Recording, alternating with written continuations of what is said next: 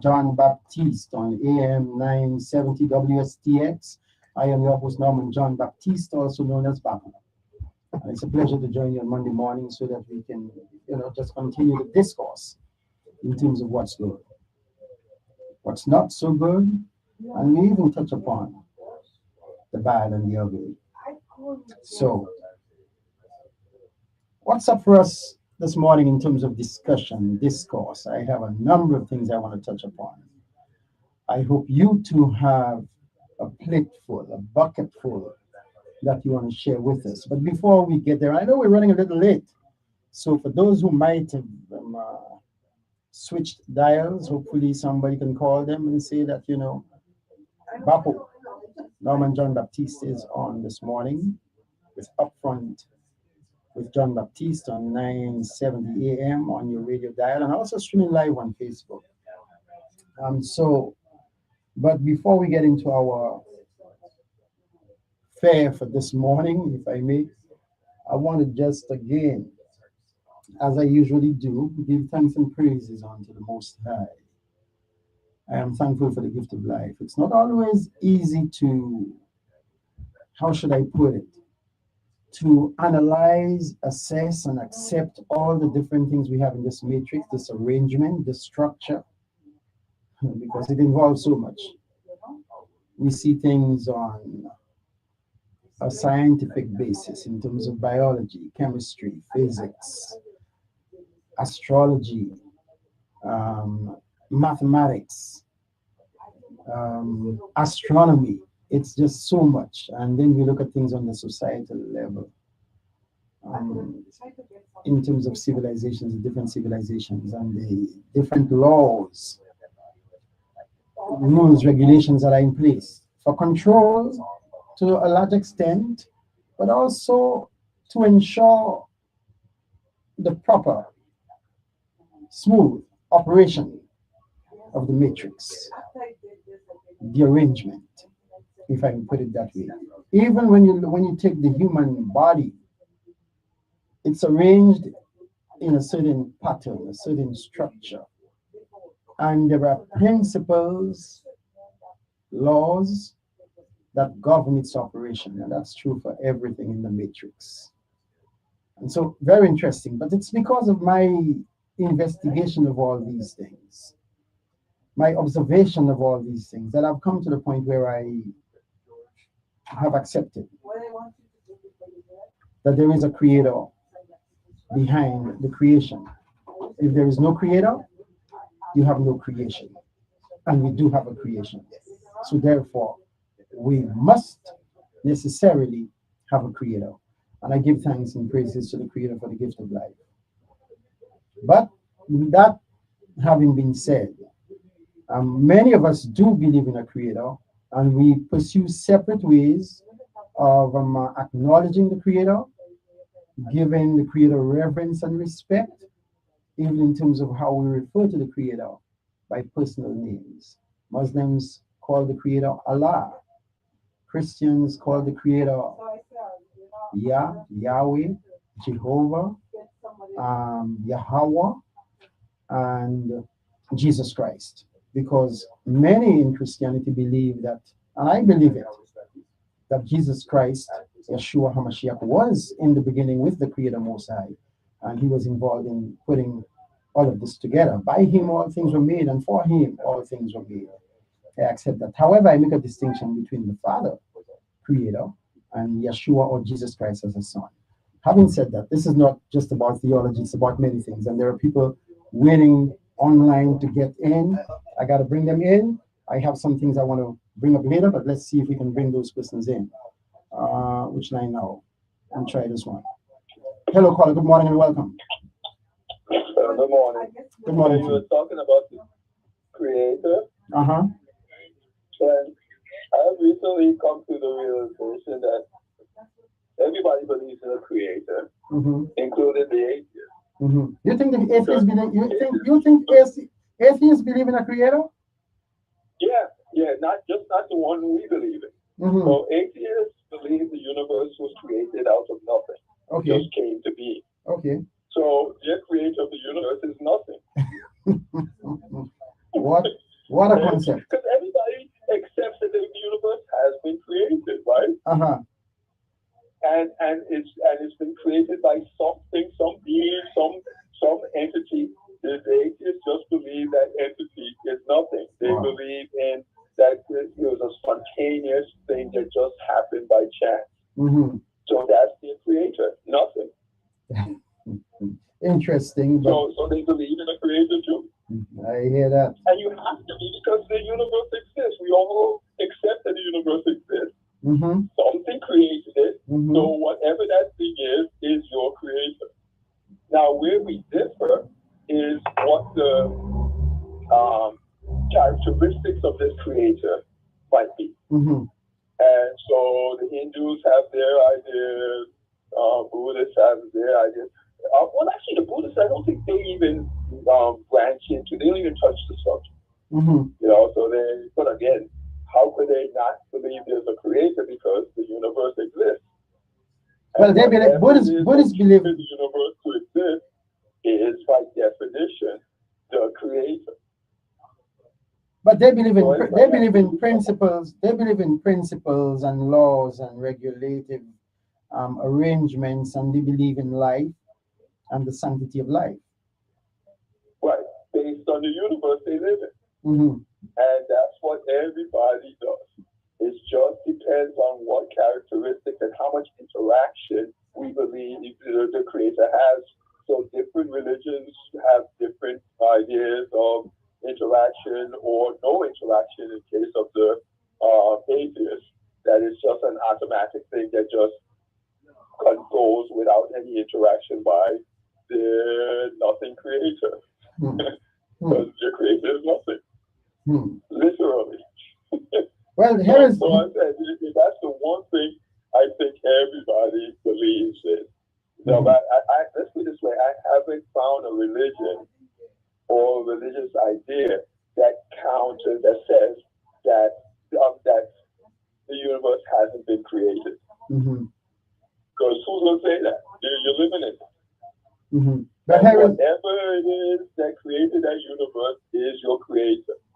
But here is the difference you get is what type of interaction humans have with the creator of the universe. That's where you start getting down to the different religions and different philosophies and that kind of stuff.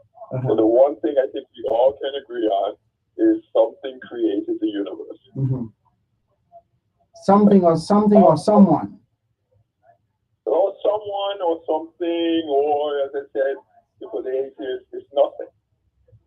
But that's their creator. That's the thing that created the universe. It was some spontaneous interaction that just happened without, and to me, that's the silliest idea. They look at people who believe in religion and whatnot and think that they're silly.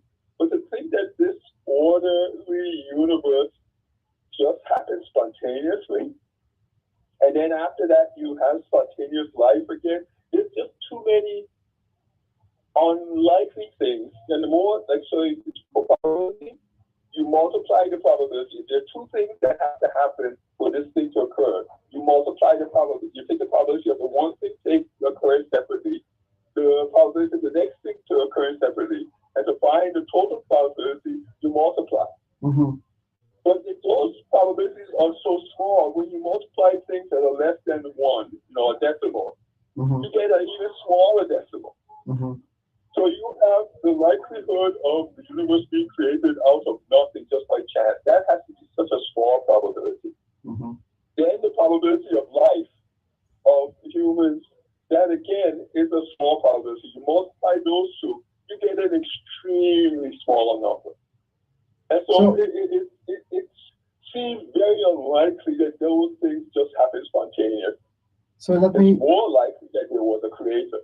So they look at people with religion, and again they get into mysticism, turning water to wine and whatnot, resurrection and that kind of stuff. And they say, oh, y'all be silly, y'all are just fantasizing.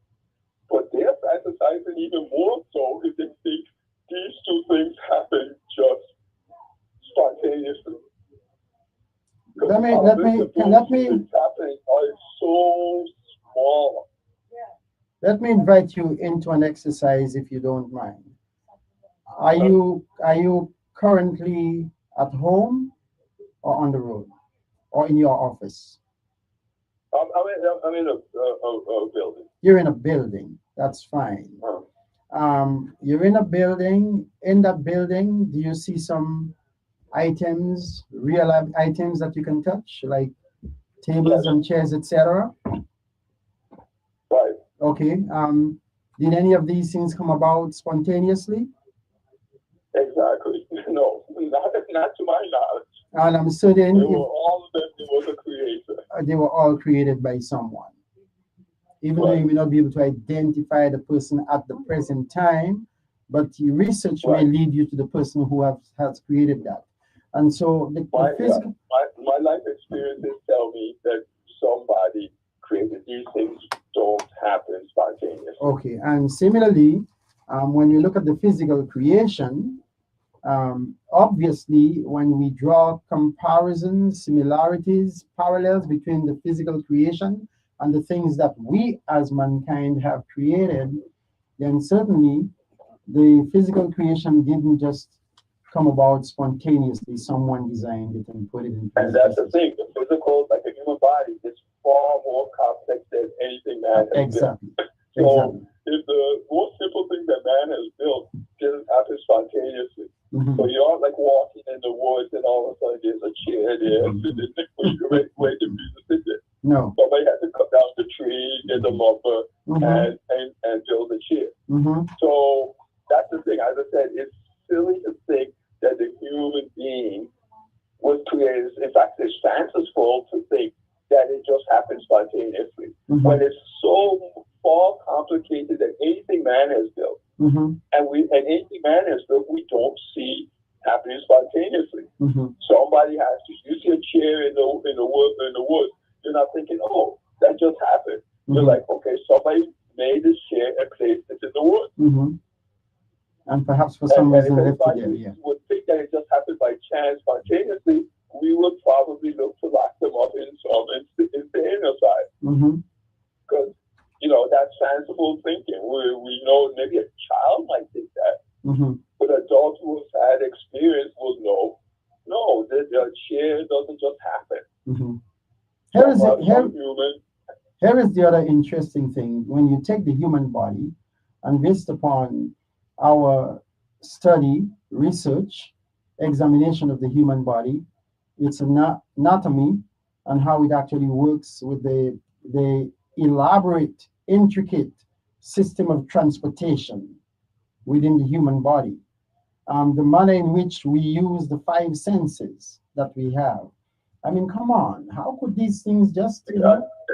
It's just too far too complicated for it to just happen by chance. I mean, just the simple fact that we are alive and talking to each other is a miracle in itself. Because there's so many things that have to happen in the timing in our body, our heartbeat, our breathing, the blood. So many things have to happen in unison. That is just amazing. It's a miracle in itself that is happening. Not just that, when we have an imbalance or a disrespect of the rules and regulations that govern the optimum functioning of the human system, and to consider the imbalance and the cascading events that result in illness and death. I mean, come on. Let's just think about these things for a minute. You violate the basic principles and you're in trouble. Right. And a misconception is out there that scientists do not believe in a creator. Scientists may not follow a religion, may not the rules and laws of a particular, Catholic, Episcopal, Hindu. They tend to not like those restrictions. Right. But I think over 80% of scientists believe there's a creator because, as I said, if they're looking at nature and they're seeing all the complicated portions of it, and the logical conclusion is that some being, something created this. This didn't just happen by chance. So over 80% of scientists believe in a creator, but they may not follow a particular religion. Right. And that would make sense because scientists want to be able to think freely. They don't want to be restricted. And a lot of religions tend to want to restrict you. Yep. But they also had the history between science and religion. Religion was there first. They made statements that in areas that weren't their expertise, about nature, but there was nobody else. If somebody saw something in nature, the only place to go is your church, your minister, and they made uninformed statements. And it wasn't the thing that they studied. And then eventually science came up, or was built up and came in an event, and then they were saying, okay, well, no, what the church was saying is not correct. This is what we're seeing. And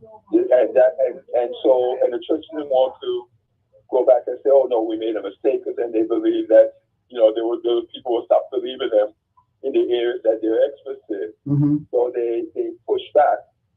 But of course, what the scientists were saying was the thing. So people looked at it and were like, yeah, what they're saying is correct. Well, we have a case in that history. Yeah, a case in point. A case in point is a case of them whether the earth is flat or round. Right. The church believed initially that the earth was flat, and they had major conflict with scientists who said that the earth was round. But I think today those scientists have been validated. Right. And even they thought the earth was the center of the universe.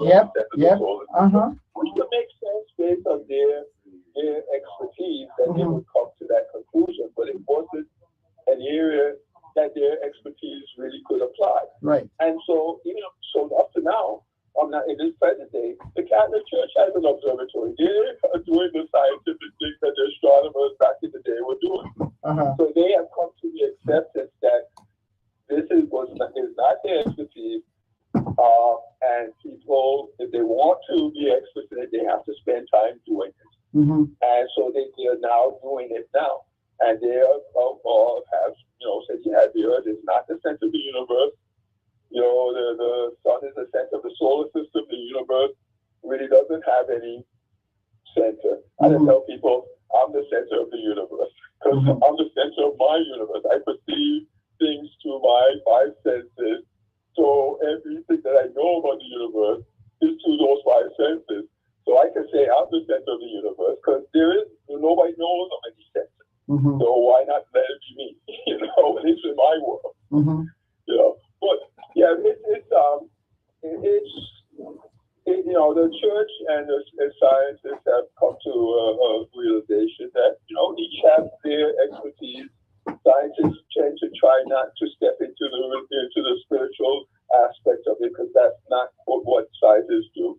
They deal with the natural, but I think a good approach, and for schools in particular, I say that a good approach would be to consider the determinations, the conclusions drawn by astronauts who have been out there in space, whether visiting the moon or just going to the space station. People don't realize this, but there's over 640 astronauts from 40 different countries. So countries that don't get along. Russia, China, but there's Brazil, there's Cuba. Right. There are too many people that have been out into space from countries that don't tend to agree with each other on a lot of things. So how in the world are all of them saying the same thing if it's not the same? Not only that, some of them give you their personal take in terms of, there being a creator. Many of them have come to the conclusion that there is a creator. There is more to it than just what we have perceived, And so I think we need to present that in the schools sometimes, at least, so that we can drop on the experience of those persons who have ventured out there. Talk about religious things in a sense without violating the whole church system, because again, every religion believes that there's a creator. So talking about a creator shouldn't offend anybody unless you start going into the particulars of the thing. But just the fact that there is a creator, so even atheists can't find that offensive because they have a creator, nothing. Mm-hmm. And so if you're talking about a creator, you are not talking about any specific religion. All of them have it. And not just the specifics of particular religion, but it's when you begin to bring in things like well, hey, you gotta worship in this way, you gotta pray in that Well, manner, that's what you gotta that's what eat this that's and what not religions eat that. tend to get down to. Well, and that's Yeah. where the problem comes in. That's where the problem Yeah. comes in. When we want to You can impose talk about these the things. universe and the creation of the universe without that is the fine details way down the line. Yeah. So you could easily stay away from that and talk about the creation of the universe, which is really a scientific thing. Yeah. Yeah. But it also, it is the beginning of a religious thing. But that's where all of them begin. And so now you just don't get into the details. Mm-hmm. Don't get into when should you worship, if you should worship. Those are the fine points, and that's where you start getting yourself into trouble because different people have different beliefs about that. Mm-hmm. And I'm glad that as you mentioned that, let me just share with you and those who are listening, our concept of God should not conflict with what we as human beings perceive to be good and what we perceive to be bad. And let me tell you why I'm saying that. There is an ongoing situation in the Mount Pleasant area on St. Croix. Many of us, we're oblivious to that. We don't know what's going on, but the folks who live in that area, and trust me, it's a significant number of residents, they're being impacted by dust, which, clouds of dust that there as a result of this new school construction. And I'm being told by residents that in spite of appeals being made to the people working out there, the people in charge, as well as government officials, nothing is being done. And they're concerned that the dust eventually lodging in their lungs will create serious health catastrophes. It's a scientific thing known. There are two sizes. It's called particulate matter. There's PM10, which is 10 micron size particles. Those can get trapped in your lungs and cause all kinds of issues. Then there's PM 2.5 with microns, but they just call it PM 2.5. Those can go from the lungs into your bloodstream and then get lodged in any of your organs. Wow. And cause problems. So this is a known thing. People who live around dusty areas in the state, all kinds of things, from diabetes to Parkinson's disease to cancer. This is known. And so in the States, usually when you're doing construction, you have to manage your dust. Why vacuum? Went down the area, but but of course, and there are those. I'm sure there are those laws in the VI too. But the question is, who's enforcing it? Man, this is crazy. Yeah, and but this is a known thing. This has been known for decades. Well, the people as we have their standards and their thing, but they're just not enforced at home.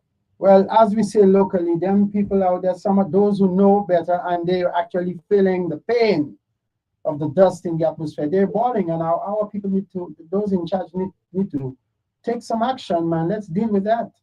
Yeah. And wow. I'm sure that's the cause of, as I said, known to cause diabetes.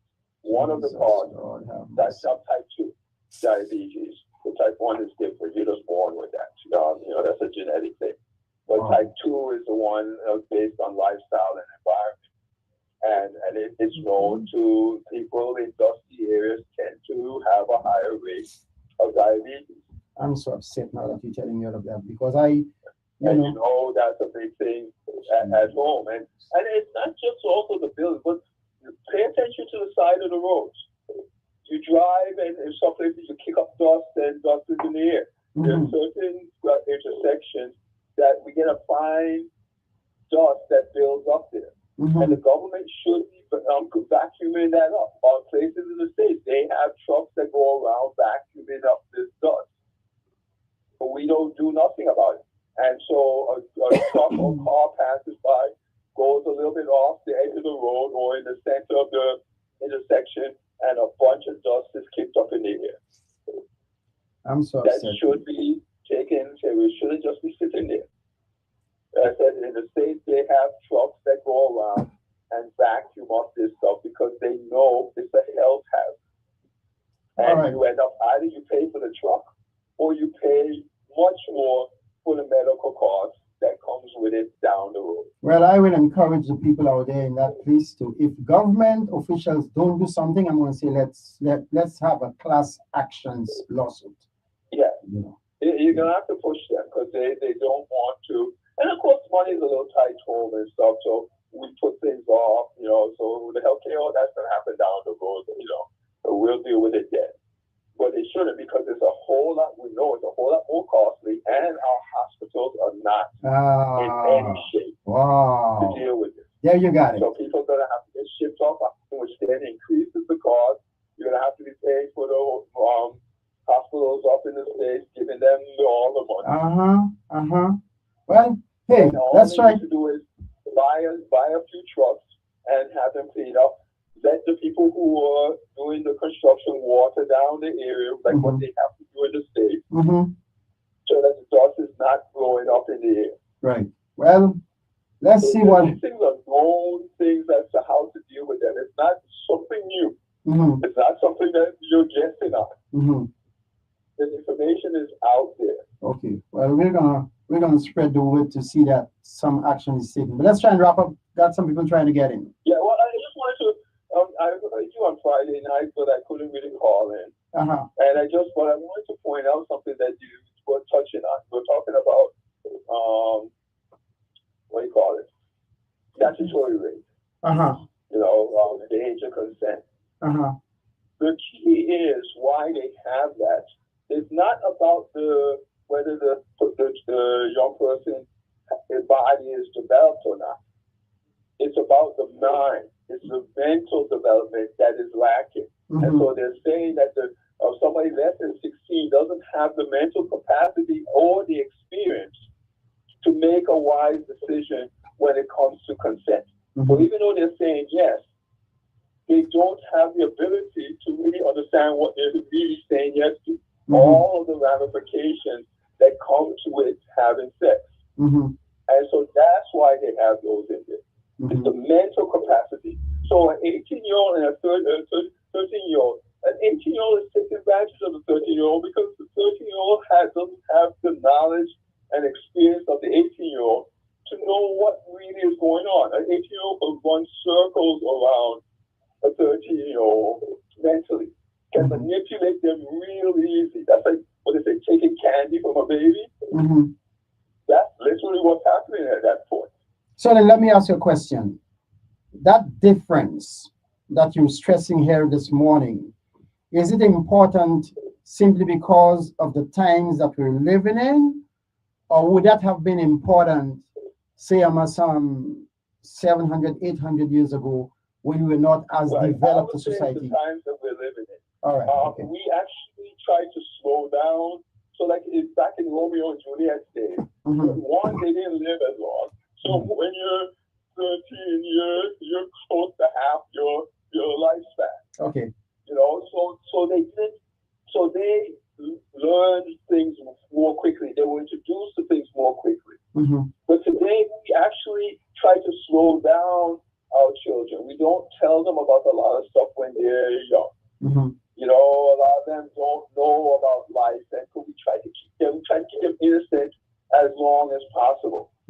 So the difference in mentality between a 13-year-old and an 18-year-old now is so much bigger than back in the day. Okay, so that back in the day, the difference would not be the 13-year-old would have been exposed to life and debt and family troubles, working in the farm, and they would so they would know more about life. All right. For a 13-year-old, they're watching cartoons. They were watching cartoons back in the day. They weren't cartoons. They were watching life. These 13-year-old girls today, the 13-year-old girl today doesn't even know how to iron clothes, wash dishes, or even properly. Exactly. Lord have They mercy. don't know what's happening, so the parents are doing, and that's why I tell a lot of young people, like, you're gonna find out when you leave your house how much your parents were doing for you and keeping away from.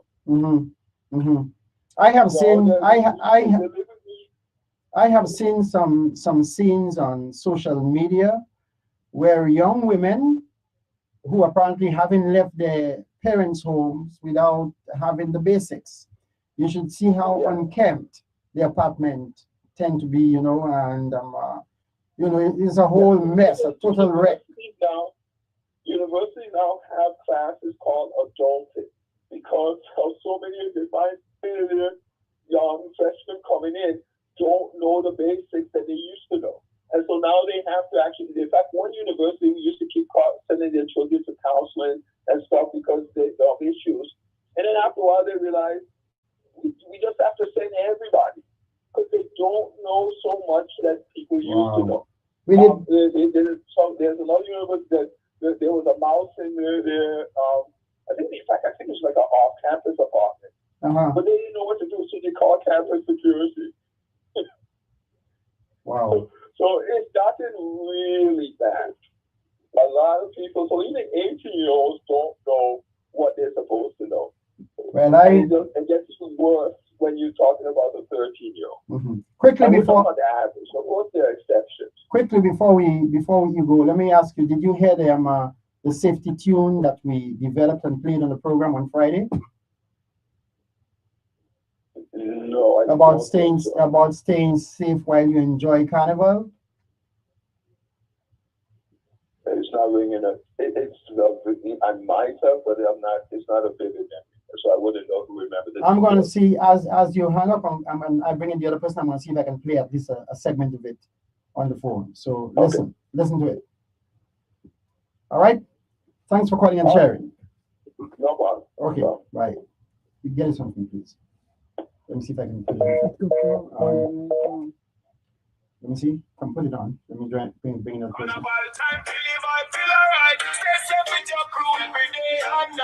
I'm caller on the line. Hello. Just give me one quick second. Hold on.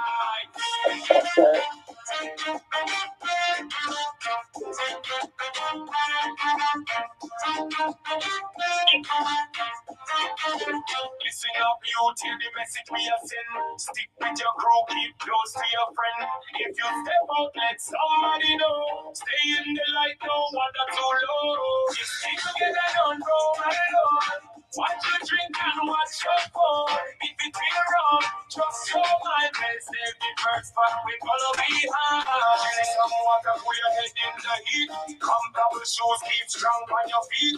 Don't take drinks from strangers passing through. And if trouble rise, get help for you and your crew. Security and medics say, if emergency number just one touch away. Respect yourself and not just do. Good vibes only, let that guide you. I feel alright. Stay safe with your crew every day and night. Make good choices, keep your future bright. We party smart, yeah, we do it right.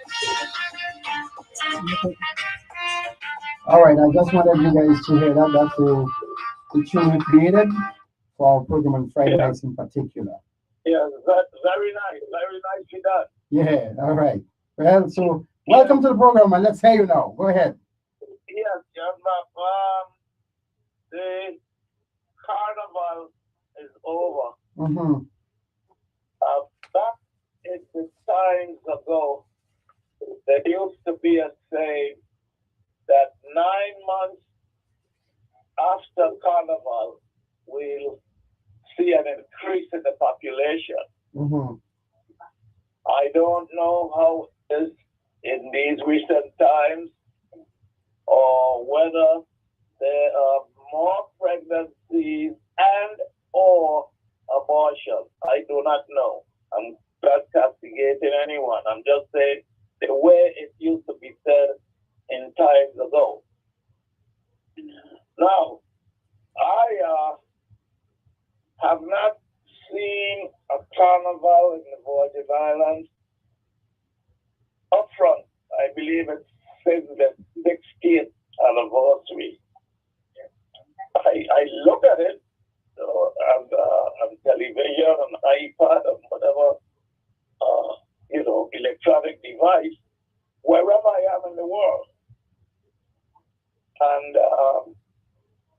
I wanted very much to be there for this carnival, just to go on and then, a few weeks after it was the last. And because there was a film crew from Houston that I'm affiliated with that was going to be down there to do some filming. And mostly it had to do with the gyrations, what people call letting your hair down. Some people don't have their head, but they still let it down. That's just meaning that they're having a good time. And I believe a good time should be had. But it makes one wonder whether the laws of the Portuguese have changed and there's now laws that support nudity. Because I don't know how much unclothed one must be to call it nudity.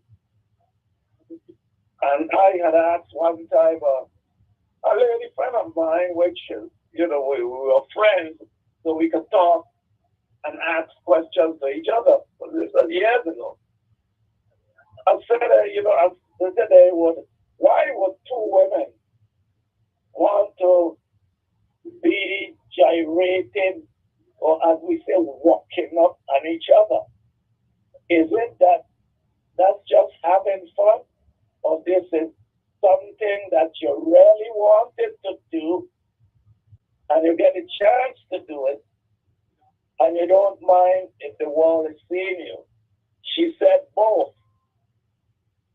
What do you think of that, my brother? Well, first of all, let me just say to you that I did spend a couple of days in St. Thomas, for the carnival thing. I stayed there up until the day after the Juve. The day of the Children's Parade is when I returned to St. Croix. And I have a lot I'm going to share with folks about my visit as time goes by. But let me say to you that here is my take. The world is in a state of degeneracy, decay at this point in time, not just with the lack of proper standards of behavior in terms of sexuality and so on, but also in terms of the violence. I just read about some shootings over in one of the neighboring Caribbean islands where a woman was shot just coming out of church, entering her vehicle. Oh boy.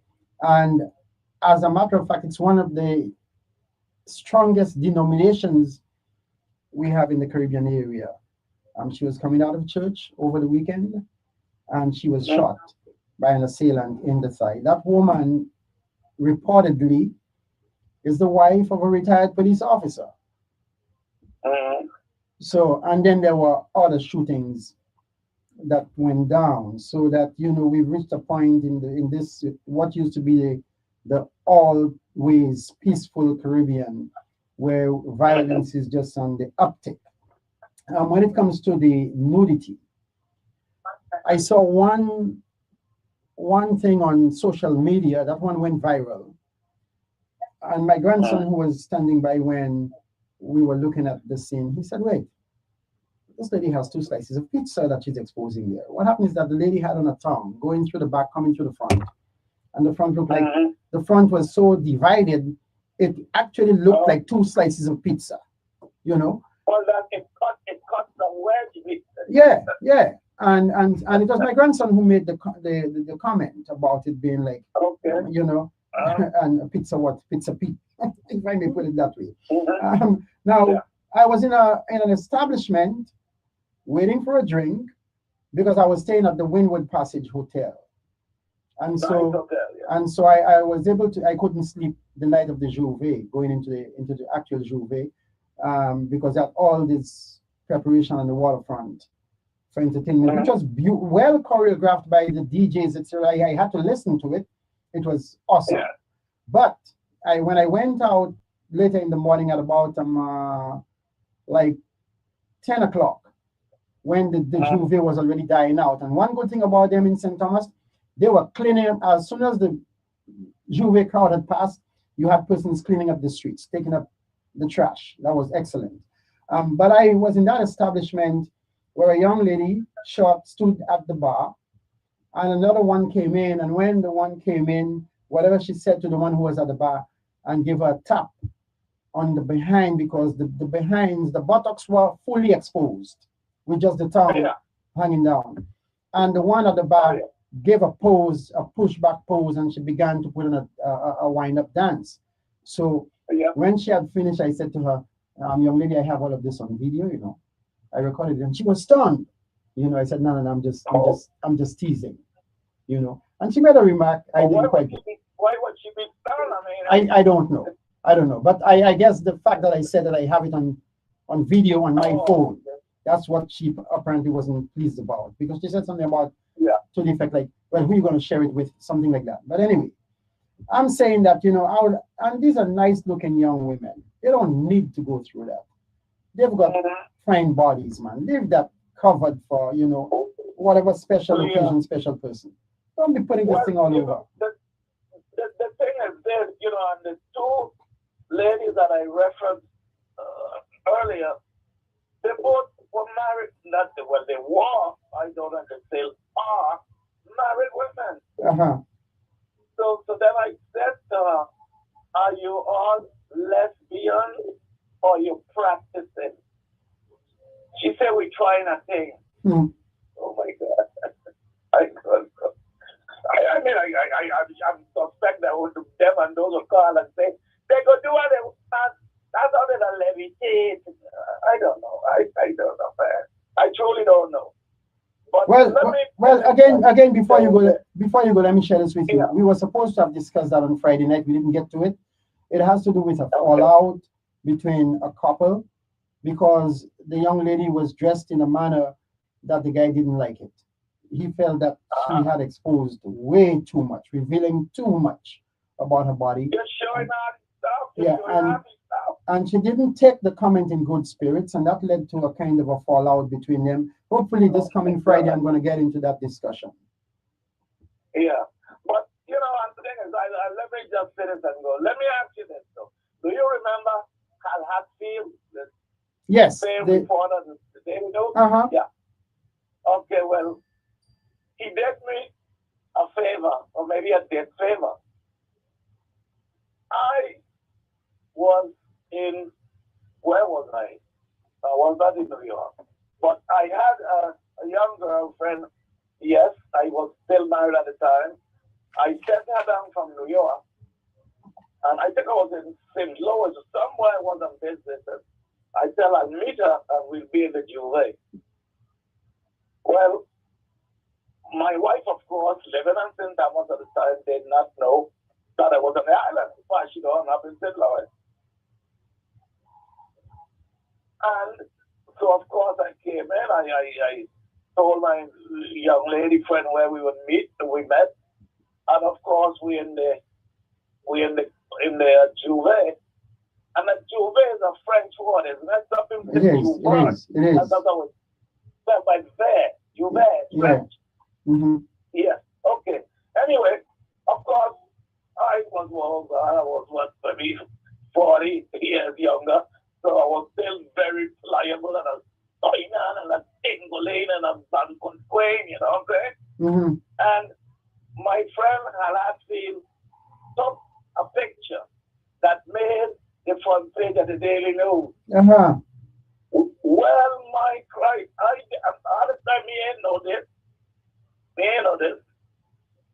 And it was when we used to have the Juve a bit earlier because they have stopped it because of violence. I don't know who have been to Rio de Janeiro as I have, or even to Trinidad. They start at 4 o'clock in the morning. But it used to be that way, but then they stop it and St. Thomas, a couple of killings or whatever the devil it'll do. You go out to have fun, but you can't kill. I don't know what you're doing it for. Anyway, long story short, the paper made it because it was doing like a last run. They wanted to get the Juve and put some things on there. So here am I welded. When I said welded to the behind of this young lady who was very well endowed as far as the pushback is concerned. And so after the Juma, we go in the village, and we there by a booth, we drinking and eating. And here comes Mistress Ness with a newspaper in hand, and she slapped it across my face, and she said, I thought you was in St. Louis. Is this St. Louis? Let me tell you something, John Bob. I could not answer. But let me ask you a question. Were you fully clad, and how was the young lady dressed or undressed at the time? No. We were clad. The young lady okay. had All right. she had on a hat pants. Okay. You know, she had on maybe a halter top. Uh-huh. I was in a short jean pants. Uh-huh. No shirt, because with the heat, I take off shirt, want to take off the skin. Uh-huh. But you know, we were dressed. Okay, so it wasn't as bad as you say. Okay. I was supposed to be in St. Louis. Yeah. But you are in St. Thomas, but you are in St. Thomas committing sin. I was in St. Thomas committing. You know, some guys tell me they would have slapped the white down. I mean, you got to be kidding. Yeah, I wouldn't know, man. I am already so wrong. Yeah. But I'm gonna slap her down. No. I took it. I hung up. I said, honey, come, let's have a drink. She said, we'll have a drink, yes. And the young lady was there, and of course, she had enough sense to ease herself away and went off with her friends. Mm-hmm. Let me interject something here. Any man who returns a slap from a young woman who has a relationship with him, he's a coward. He's not a gentleman. You're supposed to take the slap, you restrain the young lady, and try to talk her into calmness. The mindset of a woman is not the same as the mindset of a man. We're wired differently. And so women sometimes react by slapping you. Very often they do that. And your reaction should be to restrain them and see how you could calm them down. You just try to hold her hand. Right. Right. Right. But I don't know. You can't be, what is the saying? You can't be, there's nothing wrong, right? Mm-hmm. You can't be wrong and strong. Exactly. I was dead wrong. Uh-huh.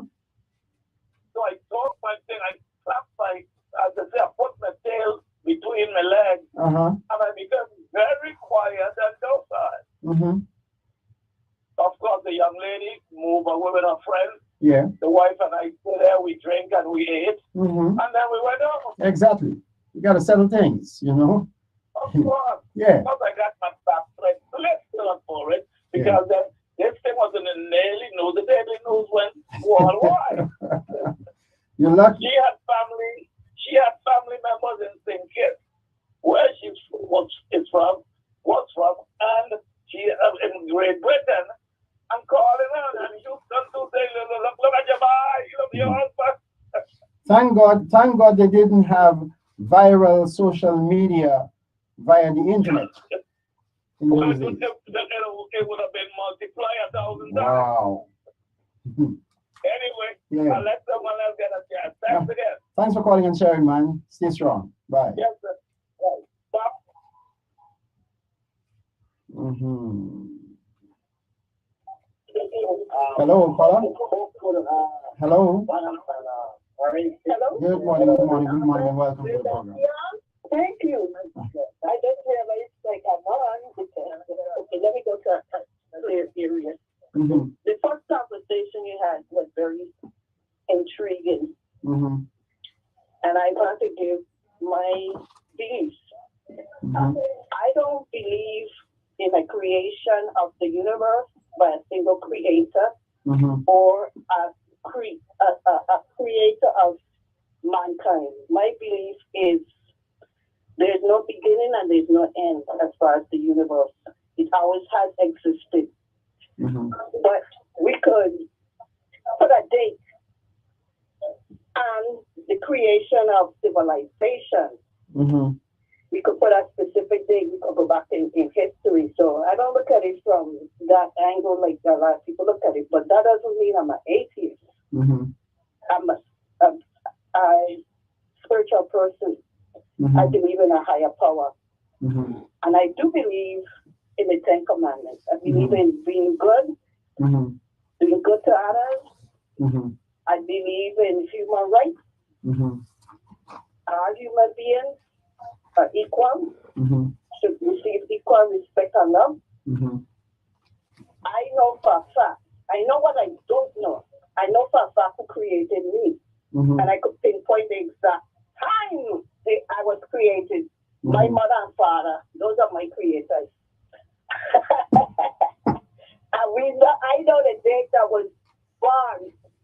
I don't know the day I am going to die. Okay, none of us. It's promised. And I'm saying that it's different religion is man-made. That's Jesus, the concept of Jesus Christ. That's a creation. So hold on. If religion is man-made, do you consider civilization to be man-made as well? No. So what man-made and the artificial world is the thing that we have no control over. So when I say create, I mean in the sense of reproduction. I don't mean in the sense that we human beings actually have the power to create. You can't create life. You can only reproduce. And it goes on and on. But hold on. But okay, you said we cannot create life. We can only reproduce. Now, life is one concept.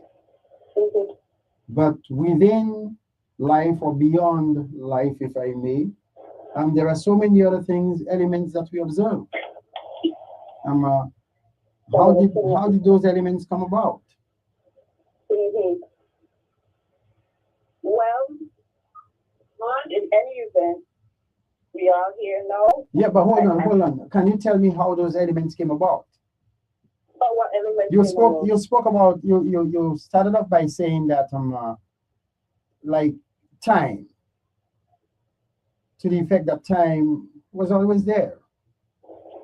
Am I right? Did I get you right when you said that?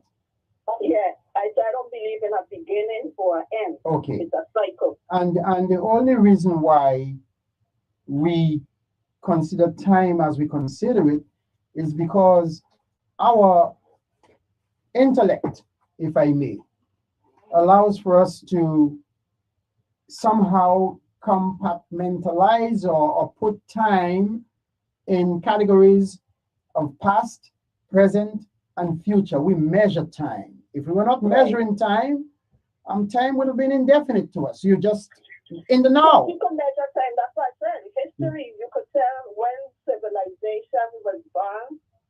A particular civilization, the oldest civilization now is Egypt. But when you look at the Bible, there is no date. I don't know if Egypt is the oldest. Okay, I believe it's one of the oldest. Okay. But in any event, I know what I don't know. And I know what I know. So what is it that what is it that you don't know? I don't know if there is such thing as a God, a single God. Because when I study different civilization, the concept of a solar God came about with an Egyptian pharaoh. Before that, they believed in different gods. Mythology, God of this and that, God of love. I believe in God of love. I know what I know.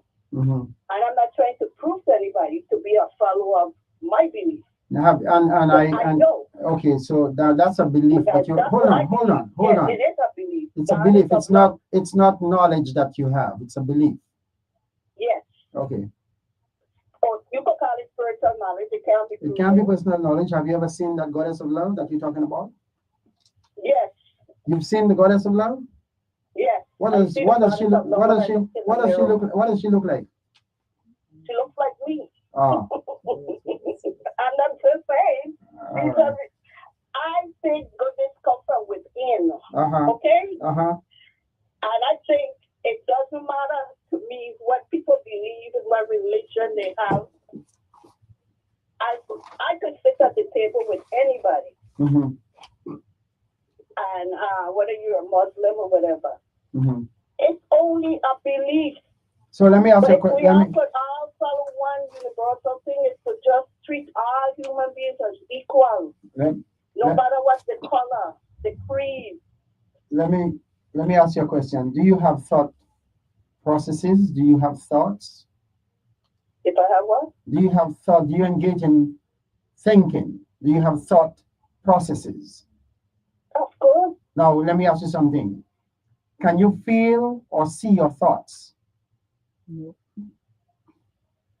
If I could feel my thoughts, Can no. Can you feel or even see your thoughts?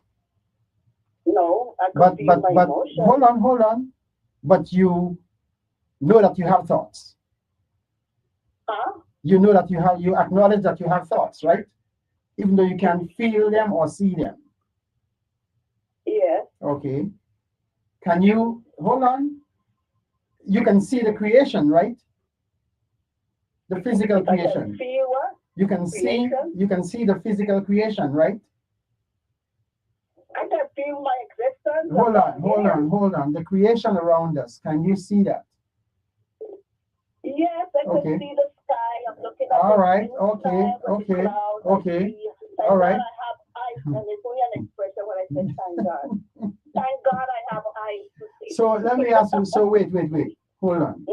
So you believe that the moon, the sun, the stars, the oceans, the trees, the rocks, all of these things were just always there. Didn't have a beginning. Right. That's what you're saying. Yes. And so, hold on. They've been there all the time. Do you think there was, now hold on. If we call it a creation, shouldn't there be a creator responsible for that creation? No, that's what I'm telling you. I don't believe in a creation. So, that's what I'm saying. That's why I told you from the hold on. I want to get this clear. You do not believe in a creation. No. So that hold on.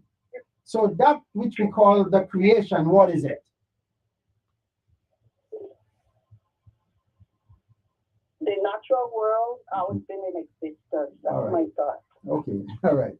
Go ahead. And the amount of oxygen molecules in the air, or water molecules, is the same.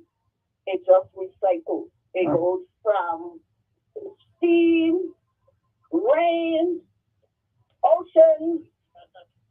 So from the scientific, we just could observe the natural world, and based on our limited intelligence as human beings, we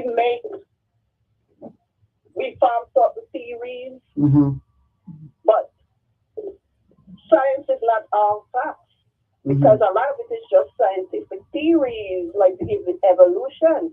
But I know one thing that is a fact: we are going to die. That is a fact. We had a date. We were born, and we don't know the day we're going to die. So what is so what? Hold on. So what is death? You say you know the day you're gonna die. What is death? Death is when you're not part of the physical realm. No, I'm not saying. I do believe you continue in a different realm. That's why I said I'm a spiritual person, and I believe in a higher power. Okay. So I'm not an atheist. Okay? Not an atheist. I'm just not into this religion. Because the religion that's man-made. It's established by human beings. Okay? There's a specific day when somebody decided to form this new religion. Okay? Judaism is older than Christianity.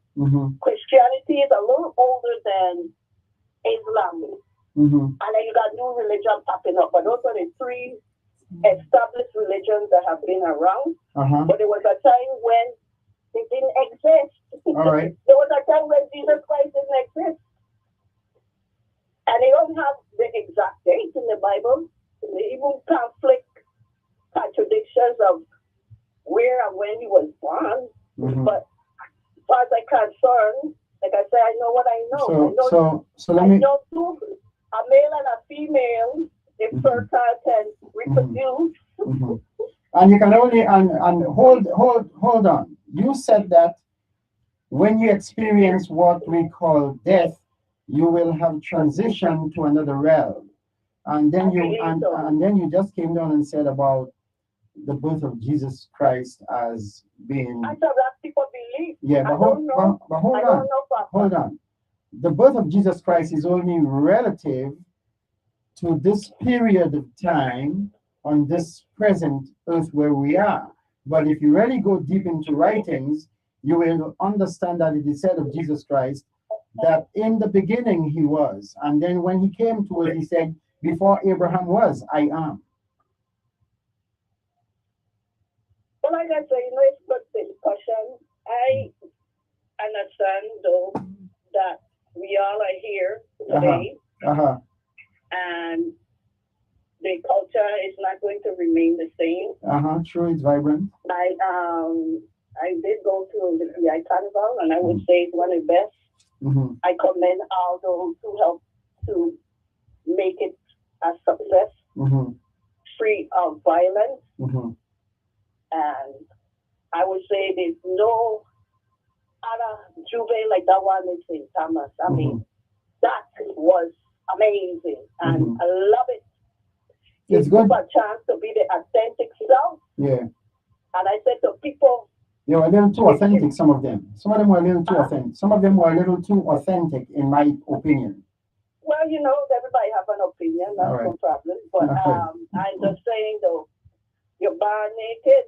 Actually, I do prefer. But you know what? Yeah, but you talk about you look better with clothes on. But here is wait. You talk about people being born naked. A little baby just born has no curves and shapes and these things that appeal to the human eye. They're just their body is innocent in shape, form, and matter. But by the time a woman turns 13, 14, it's a different story. But anyway, let's try and wrap it up. We got people trying to well, clothing is artificial. But I went to a nude beach in St. Martin, and I see why people do that. Because you feel free like a butterfly. And like I said, people born naked. It's all these things, judgment, it comes from people. All right. But okay, so wrap it up. I just want to comment on one. I don't know if you're aware that the board of the elections and the supervisor of election may again be in court because there's some plaintiffs who do not accept the next challenge. All right, okay. Virgin Islands law, the VI code, and they're trying spreading out kind of propaganda about you could be an inactive voter and be eligible to sign petition. It's a lie.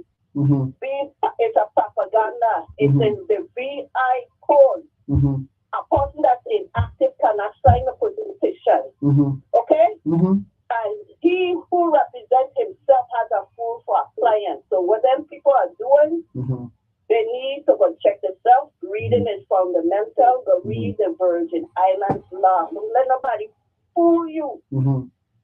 That's why you see why they used to require reading as the English language as a requirement for voting. Because you got a lot of people there trying to give people false information, and they know a lot of people don't read for themselves. But I advise people, I want to end by telling people 6 documents they should be familiar with.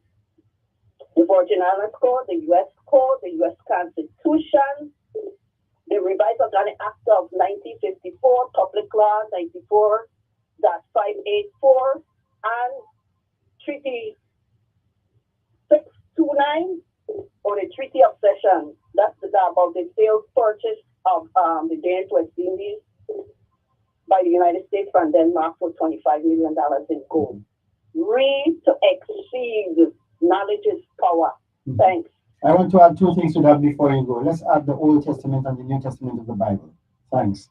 Stay strong. Bye. All righty. Wow.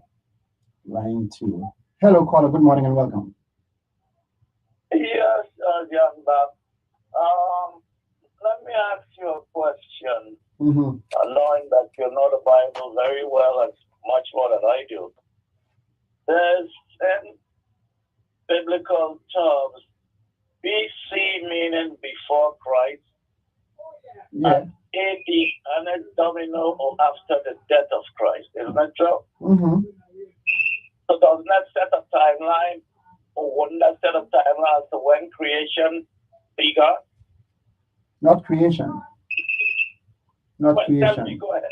It's this sets a timeline in terms of the period of human civilization, basically, before the coming of the Messiah, and the period after the coming of the Messiah. And it is universally accepted on planet Earth.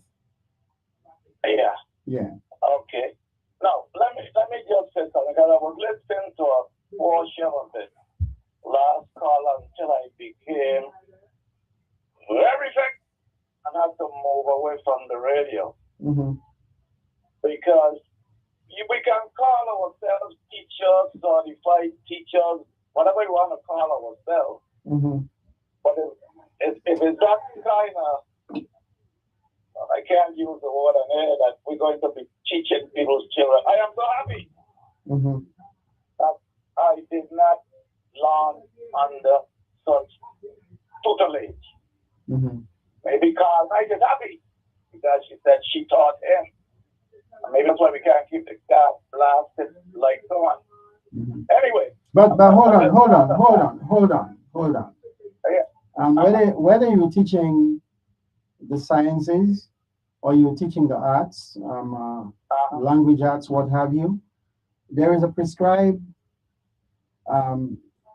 syllabus or curriculum that we have in the school, so that I may have my personal views, ideas, opinions, but if I'm teaching foreign languages, I've got to stick to what is prescribed. In other words, there is what you expect the students to learn during the course of a semester. That is clearly stated in the curriculum or the syllabus that you have. So if you're teaching biology, the same is true. You have certain things, subject matter you have to cover during that semester. You have expected learning outcomes, what the students will know, what they will be able to do at the end of that semester. So it doesn't matter what opinions individuals may have, they need to stick to what is the material that they require to teach in the classroom. True. True. But then, so by saying that, then personal thinking or belief should be kept moot as far as the classroom is concerned. I would believe that, yes. Okay. Now, so let me close by saying this. In this instant case, there's nothing I can do with that, or anyone else that thinks that way, that the world has evolved. We can't find it, and this kind of. Anyway, but I had what we call colloquially a stepson back in the day. I don't like the word step.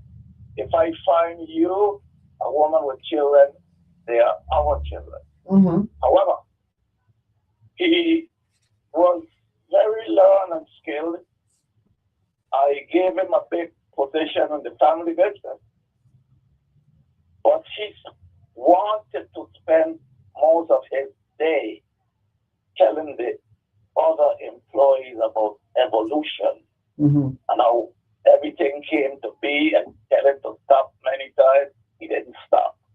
So of course, being the one that tells the big bag of money and sign the check, I'll tell him to get there and out my place. I can't do it. This is the kid. I can't tell the lady anything. Anyone else that thinks that way.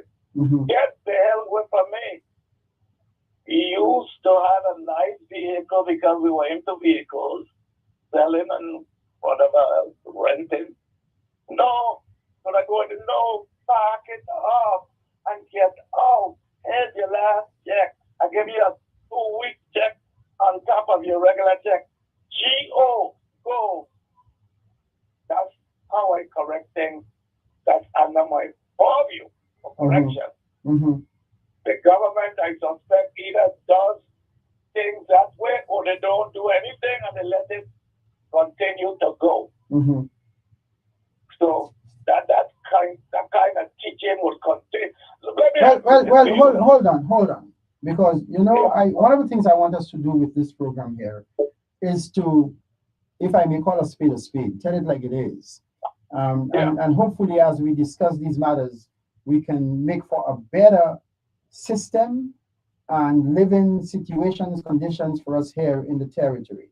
We had a situation on St. Thomas, and I'm glad that the caller before you gave us her views of or her opinion rather, of the Juve that we had over in St. Thomas. And I actually enjoyed that aspect. I didn't hear that part. Tell me that part. Oh, she spoke about how the Carnival Juve was great in St. Thomas. Now, I did not witness the actual Juve, but I heard the music, the DJs coming together with some kind of a choreography earlier on. I understand that there was a paid segment of Juve, which wasn't just for everybody as such. And then you had the other aspect coming at sunrise, going a little later. But the earlier part with the DJs and all the firecracker sounds, etc., this was well put together. I remained in my hotel room. I listened to it, and it was real great, you know. Now, here is my thing, and I hear some people criticize the carnival this year, and they said that it wasn't that great. But let me tell you what I found about it. And whoever is behind it, I don't know. But I want us to do better. We had a guy who came to the island.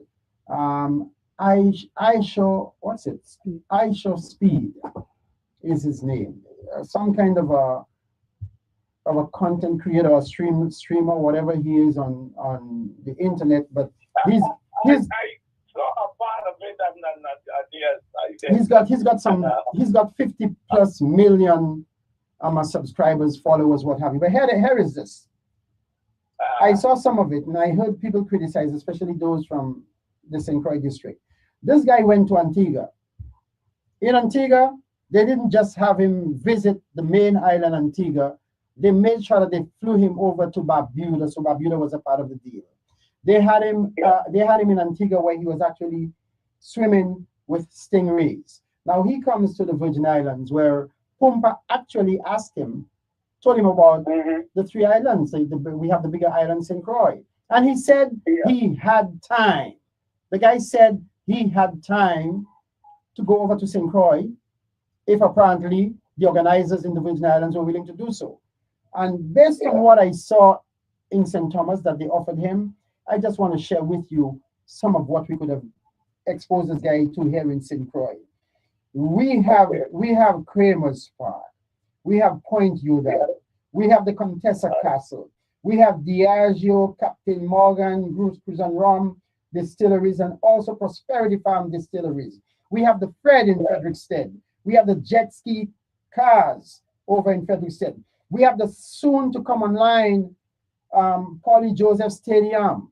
We have the hotel on the Key. We have Buck Island.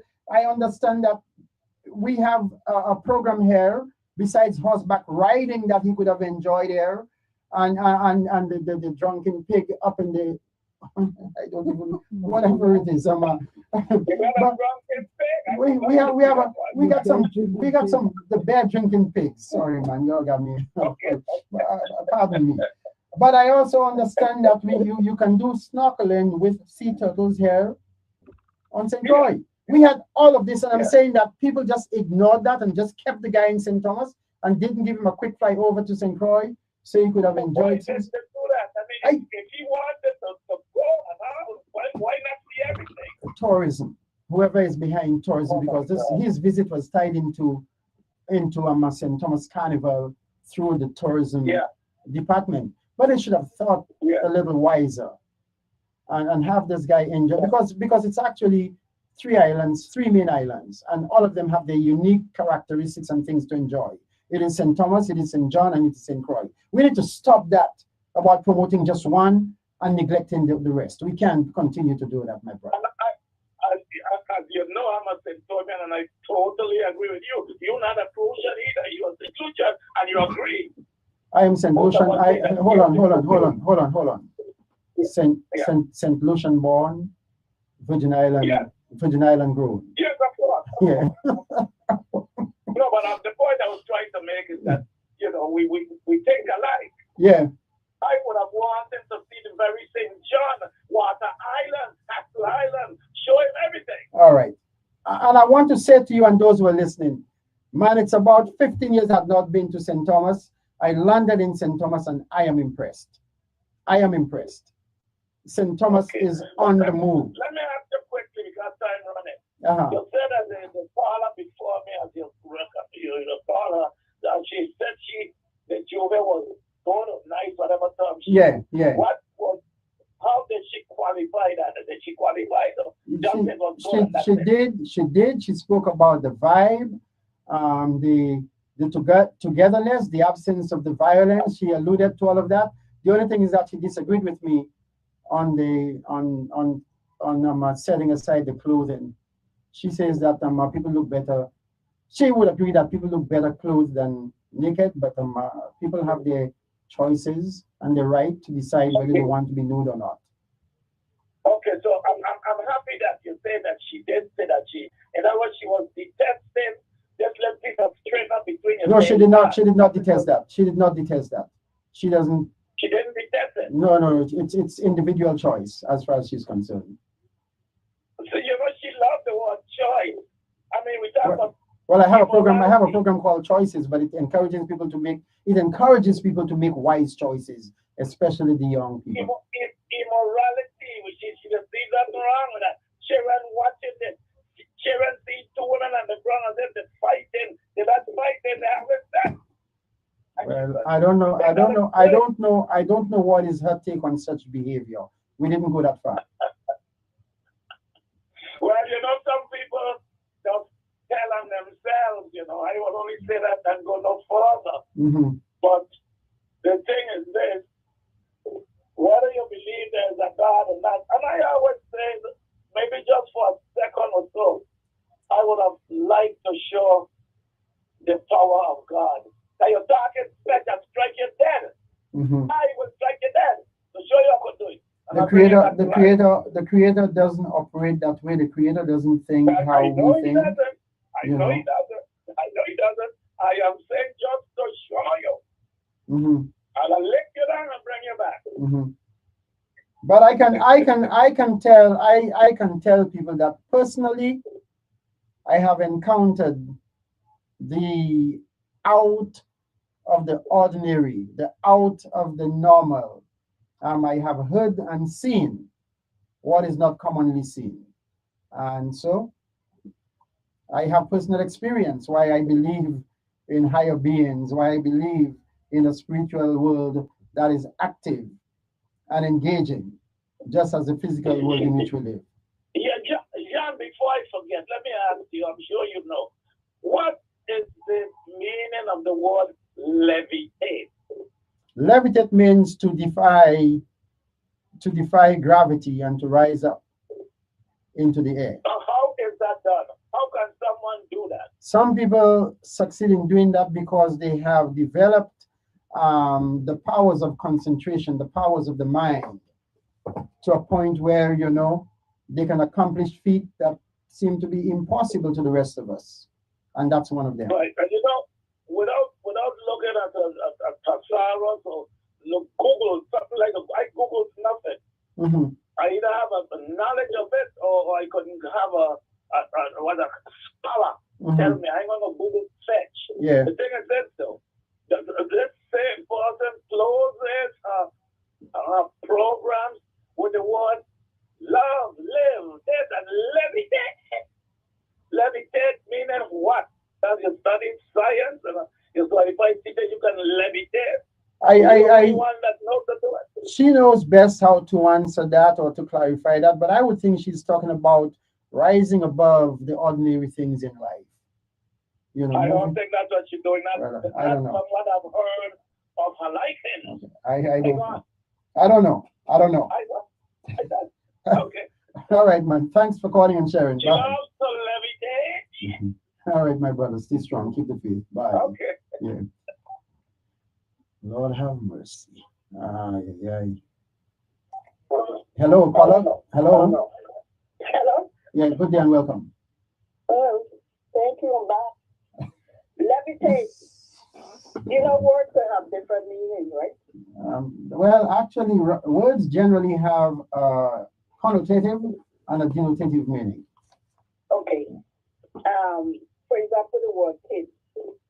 I hear people saying, don't refer to children as kids. Uh-huh. It's ridiculous. Uh-huh. I mean, you could have more than one definition for the same word. Mhm. But hold on, you understand the reason why some of our folks say do not refer to the children as kids. Well, they got their opinion. No, I'm just saying. hilarious. Yeah. Well, what I think happened is it's that hilarious. what the reason why. Let me tell you the reason why. Because I personally, I try to refrain from making exclusive use of that word in reference to our children, because kids. When we speak of kids, we're talking about a kid goat. A young, one definition. and young goats, man, they can be quite a case to handle. And so people tend to think that words have this kind of power that when you apply them, sometimes they take effect in certain ways. And so if you call the children kids, they begin to act like little kid goats, if I may. And so I kind of understand that, and I try to refrain from using the word kids, but generally we speak of children as kids anyway. Well, it's not used in a derogatory manner. Right. It's a term of endearment. True. But some people take offense to it here. I mean, it's commonly used in the United States. And even here in the U.S. Virgin Islands. But the point though, when I say levitate, it means to spiritually uplift yourself. Okay. Positive energy. And just similar to what you were saying, to rise above the madness, the ignorance, the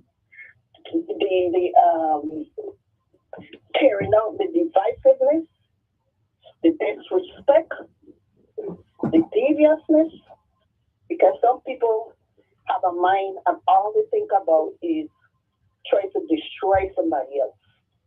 But like what Michelle said, when they go low, you go high. They can't reach your level. They cannot reach your level of spiritual enlightenment. But you don't forfeit. You don't go down to their level. I mean, it's easy for anybody to come on the airwave and tear people down, make personal attacks. And it just shows the character of the person. Okay? To make defamatory statements.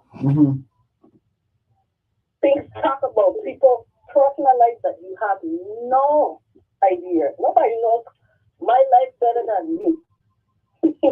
Okay? But it's not about me when I come on the airwaves. Can I give you a little bit of support here? My wife just shared with me what she got from Google. It says in many spiritual traditions, floating or levitation is a metaphor for freedom from the weight of the ego, the mind, and earthly concerns. It symbolizes rising above fear, entering states of higher consciousness, and reconnecting with the divine. Right. So that's why I tell you, I'm a spiritual person. Okay. I'm not into the religion. However, I believe everybody, there's good and it could be evil. I'm not a perfect human being, I'm not a soul. But each day I try to be a better person than I was previously. Yes, I've made mistakes in the past, and I think I have made tremendous personal growth. So I don't respond to the ignorance. What I do is educate, enlighten, and inspire minds, and stick to issues You ever saw the movie Honey, I Shrunk the Kids? If I ever thought about what? Have you seen the movie Honey, I Shrunk the Kids? Wait, repeat that. There is a movie. There is a movie with the title of the movie is Honey, I Shrunk the Kids. No. Okay, well that's an interesting movie. It's about a parent who whatever thing he used, he gave the children. The children shrunk from normal size. They were like the size of even about the size of a mouse or something like that. And I mentioned that because you and that caller, you all get into this tussle sometimes, and I wish I I could don't just get into nothing with that caller, okay? yeah. I don't have never seen that person in my life to give the impression that we in communication. Like I said, I don't even want to make no reference to caller, okay? I just speaking in general. Yeah. I am saying some people, their minds are in a utter. They can only think nasty. I did not see nobody doing any immoral act at the Jubilee. Okay. Now, otherwise, I suppose I can't read it for the entire event. Right. But from my personal observation, you didn't I see did that. not see. Okay. No indecent act, no immoral act. I see people dressed in some suggestive costumes. I'm going to put it that way. Okay. Suggestive costumes. And I said they were being the authentic self. I said people look better with clothes on. Right. And that's interesting. That's interesting you would say that, Vidal, because I had not even given any thought to that until you and I got into that little discussion. Certainly, But everybody has their opinion. I love to see a woman dressed sophisticated. Yeah. But that don't mean you gotta be prim and proper and a blank sleeve on and a long skirt. Okay? You can look sophisticated, elegant. Yeah. And not just out there trying to display everything.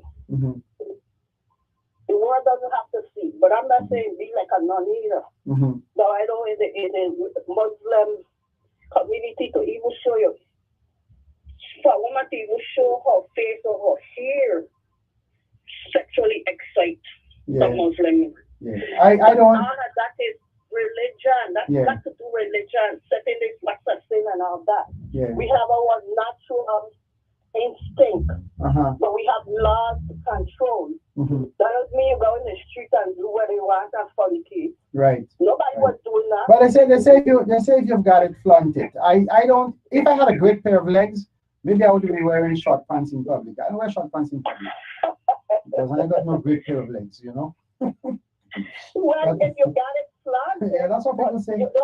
But at the same time, expect certain reaction. Yeah. If you're looking for attention, you're gonna get it. But you'll get both. You'll get positive and you're gonna get negative attention. Yeah. But some people thrive on that. Some people don't mind. Yeah. Like what is Mayweather said? You'll talk about me. I don't care. Yeah. Talk negative, talk positive. Don't talk about me because I'm important. Yeah. If I wasn't important, anyway, you'd be talking about me, right? Yeah. Let's try and wrap it. Somebody's trying to get in. Okay, and again, everybody's entitled to their opinion. As I said, science is not fact. You have many theories, the cell theories, the Big Bang theory. Very few things we can actually prove. And the one thing though that is certain is death. We will all die. That's a given. Two things guaranteed: taxes and death. So I'm just saying to people, just be respectful because it shows your character. When you come on making the personal attacks, it's not going to stop me. I'm an American. I'm a proud Crucian. I'm a Virgin Islander, and nobody's going to suppress my speech because facts can be verified. I'm entitled to my opinion. And you're also an Earthling. All right, take care. Bye. Let's see. Hello, caller. Good morning and welcome. Yeah, greetings, how you doing, brother? Hey, I'm doing fine, thanks. How about you? It's good to hear your voice, man. Just trying to get in there. I'm holding. Uh-huh. Okay, yeah. Are you aware there was 10 points of how to conduct yourself in the trap in 1948? No, 1948, they had a Trump. I thought it was in 1952. The kind of a. No, they had them before. Remember, this comes from slavery, you know. Uh-huh. That's the reality, you know. This thing about slavery. Mm-hmm. It started in slavery. It disseminated from slavery. Remember now, as the enslaved, you were limited to your performance, your action, everything. You know what I'm saying? Uh-huh. So the slave masters would make you perform for them. You see what I'm saying? Uh-huh. And in derogatory ways. Make fun of you. Uh-huh. But also, there's another point where, because you couldn't participate in activities of entertainment, you would pay into bodies. So the Europeans would not recognize you as an African. Mm-hmm. And would join their so-called celebrations without being identified. Mm-hmm. You know what I'm saying? But the reality is, without those 10 points, it represents sexual perversion. That's the problem we have here, and that's why people are against it, many people are against it. But we have got to the point where our minds are allowing to bring our behavior and our dress code that we suppose have in our bedrooms and bathrooms publicly. Mm-hmm. In that shape. You know, it is some called, so vagrants. Mm-hmm. You see what I'm saying? Mm-hmm. So it's a law, isn't a law against that? Yes, there is a law against that. We have some laws there. Allow it. Uh-huh. We even had a law which was against spitting in public, you know. Do you know that? There was a time when we had a law in the books that prohibited people from spitting on the public sidewalks, etc. Oh yeah, I've heard about that, yeah. You know, so I mean, that's not as close as the half nakedness. Mm-hmm. You see, I mean, if you want to go as far as, I mean, the reality, children are looking at this. You see what I'm saying? We got to be real. It's also called derogatory behavior. Mm-hmm. But we have come so mentally enslaved and spiritually enslaved that it becomes commonplace, it becomes acceptable. Mm-hmm. And that's a huge in bad shape. That's why there's so much issues in the Caribbean. Mm-hmm. You see what I'm saying? We number one here in Thailand, or what in murder. The islands here, all the islands, they're not going anymore. Yeah. The lost virginity decades ago. Mm-hmm. That's not the proud of. You see what I'm saying? Also, the line. Since you brought us up, let me just share with you and those who are listening. First of all, are you aware that there are Virgin Islanders who want us to do away with uniforms in the public schools? No, the first time I heard that. Oh, well, there are Virgin Islanders. Well, there are Virgin Islanders who have told me when I chaired the Senate Education Committee, they had discussed with me, not a large number, a couple of persons, who told me that we shouldn't have the children going to public schools wearing uniforms. It's against their freedom of expression. Now, hear me out. People don't understand that, you know, attending public school is almost as though you enter into a contract with the authorities that you'll abide by the laws and regulations of the education department so that your children can have access to the educational tools being offered there. Now, what happened is that people will tell you all kinds of things about the children being free to wear what they choose to wear, etc. But they're forgetting that by allowing public school students to wear uniforms, it also eases the financial burden on the parents, and it removes stigmas that could be attached to children who may appear to be poor because of having to repeat the same outfit 2 or 3 times during the course of the week. So the uniforms have significant benefits for the children on several levels. In addition to that, I personally believe that we should stick to the rules that, you know, the skirts that the girls wear should be of a certain length and a certain construction model, if I may. We don't want these girls coming wearing some tight mini skirts in school. You know, maybe I come from an old line of thought, but I think that, you know, we need to have certain things to protect the integrity of our young people who attend schools. And so, you know, we got to watch these things when people want to come and just change how we do things and say, oh, we should, since public schools on the mainland, they allow the children to come in with some, you know, casual clothing, etc. We should do the same thing here. I disagree with that. I disagree with that. Well, again, discipline. Discipleship is discipline. Yeah. To be a disciple, you have to be disciplined, whether male or female. You see? Uh-huh. And that's the whole point. If you don't have a society that's just wild, you got their rules and regulations, but so no, it cannot be unjust rules and regulations. Yeah. One of the things that you like, you always say with uniform, one thing I realize too, there's also racism in uniforms. Mm-hmm. Why is it also a lighter colored shirt over darker colored pants or skirts? You find that in the military, you find in the police. You saw about subliminal seduction. You know about subliminal seduction? Yeah. That's what's going on there. It happens in food. It's in the media. Right. It's in, no, I'm saying it's in the media. So, yeah, in the media. You got racism in food as well. Mm-hmm. The creator made greens with the brand at the end of spring. Mm-hmm. Yet humans are taking it out to make it white. White, sugar, white flour, white sugar.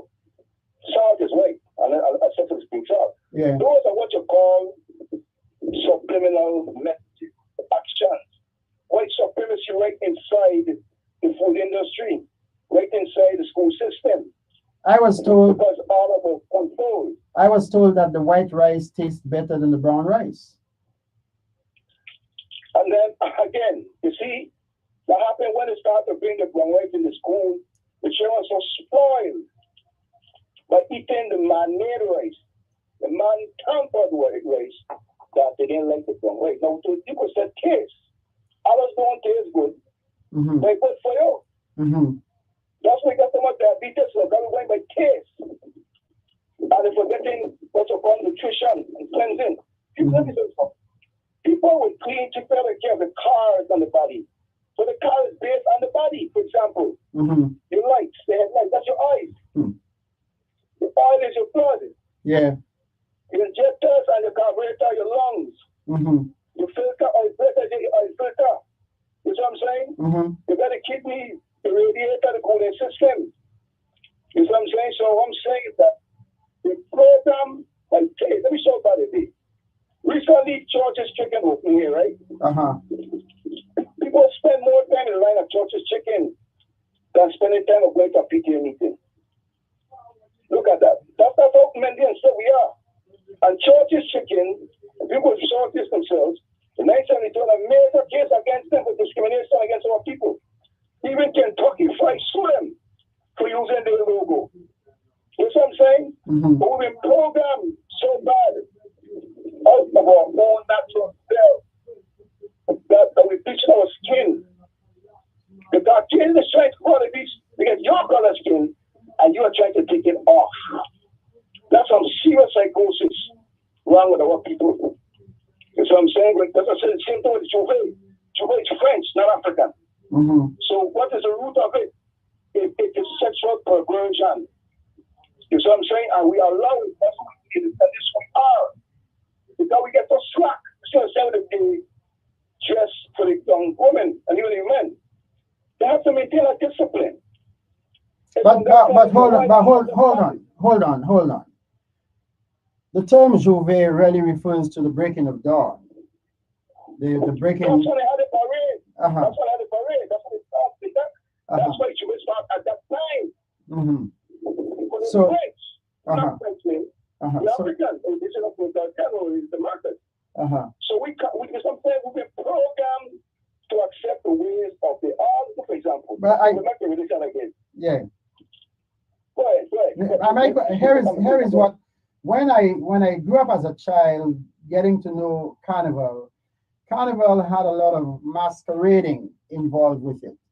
They wore masks, Exactly. so much so that as a child I was afraid of certain figures in the carnival parade, and so I used to hide in my father's in my parents' home and just be taking a peep through the louvers as those guys went through the streets because those masks were very frightening, you know. Yeah, right now, of course. Right. Okay. So now I was told when I began questioning, I was told that the carnival tradition came about because and carnival usually fell just before Easter, I think, before the crucifixion of Christ and all this kind of thing.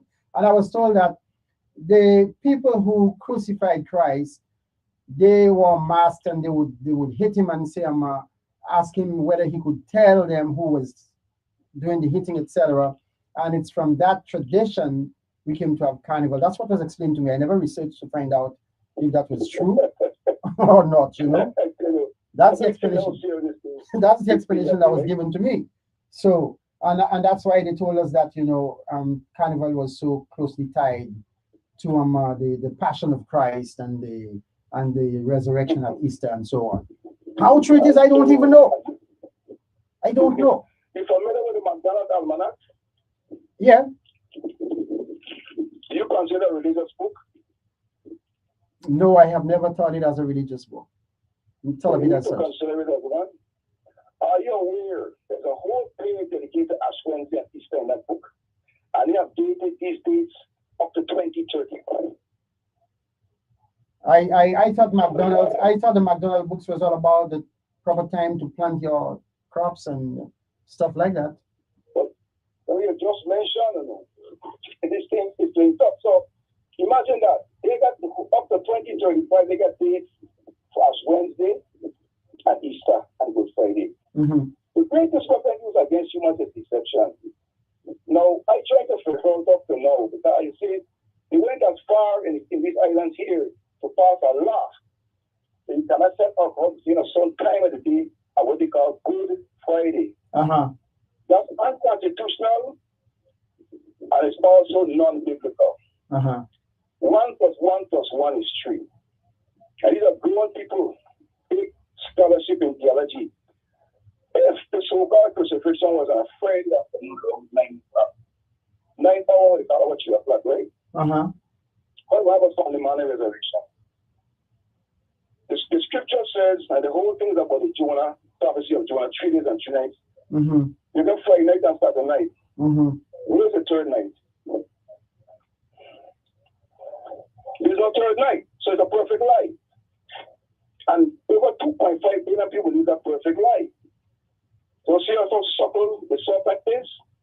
Well, again, whilst this has been disputed, the church that I attended before I stopped going there, not that I have anything personal against the church and its teachings, but I was taught that the crucifixion did not take place on a Friday. The crucifixion took place either on I think it was either Wednesday or Thursday, they were saying at the time, but not a Friday. The Friday crucifixion, I understand, came from the Roman Catholic Church, but it's not. It's, one of our churches. But it's not big. But it's not biblical. That's what I'm so careful from again. Mm-hmm. They show this thing is so corrupt.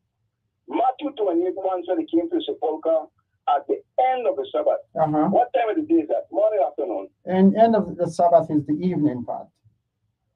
Okay, good. So how come we get Easter sunrise celebration? I don't know. I mean, you don't know. That's what God wants with deception by the beast. Lie.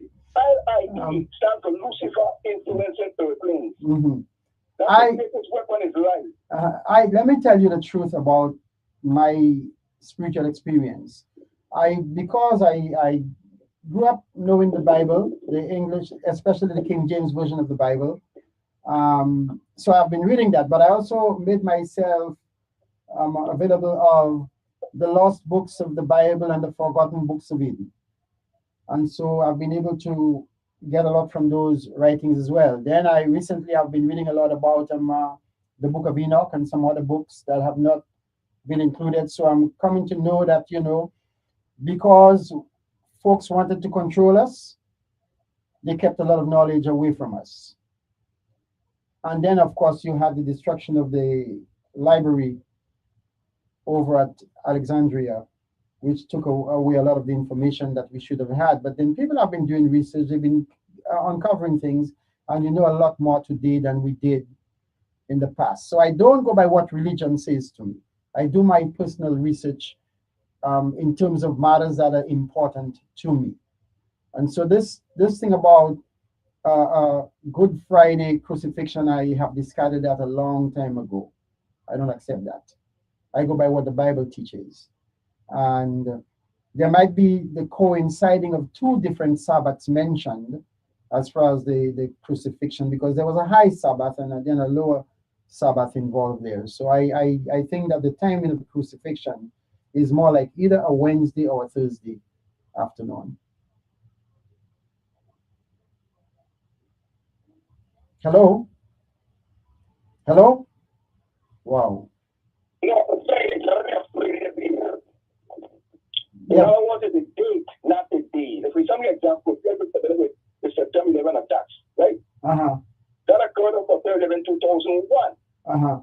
September 11, 2002 was a Tuesday. Uh-huh. It was a Wednesday. So I'm saying this to show you how people are so easily programmed. Right. And not using their skills mentally to realize how they've been checked for hoodwink, like Papa have said. Mm-hmm. So that's the problem. Our problem here is we're given the war in general, but in particular here as African descendants here is we have been genetically modified mentally to address issues. You see what I'm saying? I'm close to this stuff. Right now, the so-called Democratic Party of these islands, right? All those members have to fill U.S. history. Because through U.S. you find the Democrats were the Ku Klux Klan, the Jim Crow, etc., etc. For example, they might forget Connie. My tongue, please, to look at my mouth. If I put my hand to vote for a member of the Democratic Party, that is a 1,000,000% mentally. And what was most interesting here, you know, it's so sad. It's an exclusive club. We have to use all our money to work unnecessary primary. You see, the money could have gone to schools, doing our roof, etc. You know what I'm saying? All the convention and the poor shop wall. We want to waste money. How much here? $2 million in unnecessary to show you we cannot progress when the mind, so the eyes are useless when the minds are blind. If that's the thing. All right. Thanks for calling and sharing, my brother. Take care. Wow. That last point there is a valid point, folks. And I don't even know if I want to venture to try and bring about enlightenment in that regard, because I know many will try to come down on my case like a ton of bricks. Not that I'm afraid of that kind of attack. But the reality is that, as the brother pointed out, the history has not been taught to those of us who came before and had either world history, US history, Caribbean history. It has not been taught to us from the kind of analytical standpoint where we can analyze, synthesize the whole thing and see how it relates to our present state of affairs and the need for us to make some changes as we go along. I have always had my reservations about the Democratic Party, and I have felt that, you know, I as a conscious individual, I cannot find myself under that appellation, which is referred to as the Democratic Party. The Democrats were the ones who favored the enslavement of Africans, the continued enslavement of Africans, not the Republicans. You know, and I want to repeat that. The Democrats were the ones who wanted to see Africans in America continue in a state of enslavement, not the Republicans. And so it's difficult for me to be part and parcel of a party which held onto such principles. And as the brother pointed out, they were the ones involved with the Klan activities in America. Republicans tend to be more conservative, holding on to some principles that resonate with me. And I love liberalism to some extent, but we can't be too liberal. And so there are some liberal approaches taken by the Democratic Party that I can't support. You know, I don't hate people simply because people want to be extremely liberal. No, I don't hate them, but I'm not going to support that level of extremism, if I may put it that way. And so maybe we need to reevaluate what we teach and how we teach that which we teach. What do students walk away with after they've had a lesson in history, for that matter, or any subject matter? You know, you study biology, what should you take away from the biology lesson that makes for better, lifestyle, if I may, better nutrition, if I may, nutritional approaches at least. You know, you study mathematics or economics, and what do you get from the lessons that make for your economic viability in the system? How do you see mathematical concepts fitting into life in general and everyday engagements, if I may? And so perhaps our failure has a lot to do in the manner in which lessons are taught. Not just how lessons are taught, but how lessons are structured, you know, and in such a manner that students can get maximum benefit from those lessons.